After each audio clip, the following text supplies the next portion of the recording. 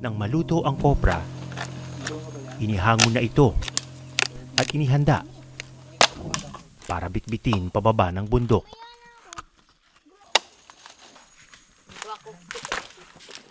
Hindi kayang buhatin ng matatanda ang lahat ng produkto, kaya nakaabang na rin ng mga bata para punuin ang kanilang mga sako. Yung mga kaibigan mo, yung mga nag-aaral sa school, lahat ba kayo nagtatrabaho na? Opo. Talaga? Mga kaibigan ko po yan. Bakit lahat nagtatrabaho na? Para po magkapera. Sa pinakahuling datos ng gobyerno, nasa 1 milyon pa rin ang working children sa buong Pilipinas.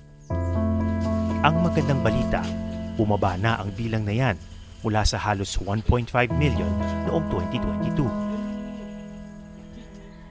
Yun nga lang, sa mga lugar kung saan mabagal ang pag-unlad, nananaig ang kagustuhan ng mga bata na tumulong sa kanilang pamilya. My fellow graduates, we are about to reach high school. We must enjoy the next 6 years of our lives in order for us to reach our goals.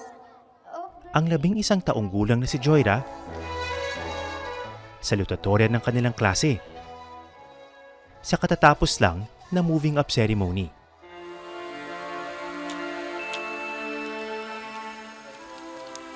Pero ngayon, nandito rin siya. Nagbabanat ng buto. Kasi gusto ko makatulong sa gastusin sa bahay.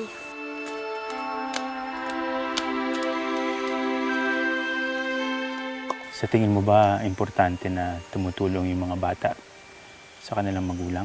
Opo. Bakit? Kasi para hindi ka pabigat. Kahit nagtatrabaho, hindi raw pinababayaan ni Joyra ang kanyang pag-aaral. Pwede pa. Pero may mga hindi kasing swerte. Yung ibang mga bata ba dito, napipilitan na silang tumigil sa school? May mga kilala ka bang ganun? Opo. Tumitigil sila? Bakit daw sila tumitigil? Kasi wala na daw pinaaral. Wala nang panggastos. Opo.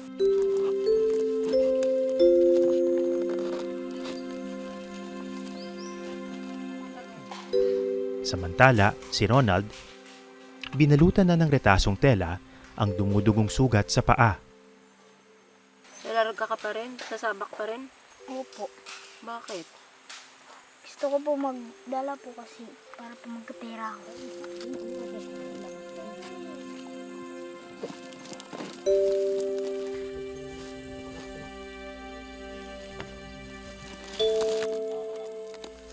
Bago buhatin ni Ronald ang kanyang sako, si Nanay Annaliza, nilagyan muna ng mga dahon ang loob ng sombrero ng kanyang anak para hindi raw ito masyadong masakit sa ulo.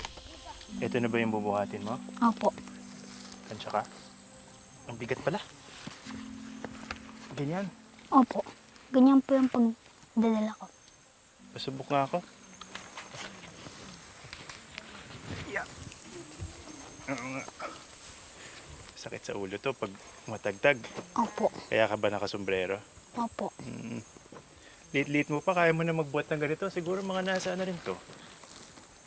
16 kilos? Gano'n? 10? 10 lang to? Opo. Mga nasa 11. Grabe. Dahil sa iniindang sugat, binawasan muna ni Ronald ang kanyang bitbit ngayong araw. Mahigpit na utos daw ni Nanay. Kaya mo ba maglakad? Gusto ko pa nga yan dagdagan eh. Maraming salamat sa panonood ng Eyewitness, mga kapuso. Anong masasabi niyo sa dokumentaryong ito? I-comment na yan at mag-subscribe sa YouTube channel ng GMA Public Affairs.